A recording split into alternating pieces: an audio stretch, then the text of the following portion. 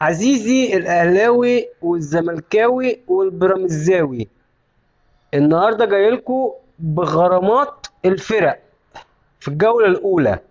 ليه؟ عشان النوش اللي حصل، إذا كان في أهلي ولا زمالك ولا بيراميدز ولا مصري. فنيجي مثلا للأهلي والمصري، غرامة 20,000 جنيه علشان الفرقتين سلموا قايمة متأخر، قايمة المباراة.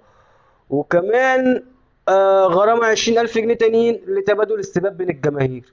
نيجي بقى للزمالك. الزمالك تم إيقاف علاء الدين محمد مدرب أحمال الفريق، كل دوت عشان اتطرد وسب المنافس، وغرامة 20,000 جنيه حصل.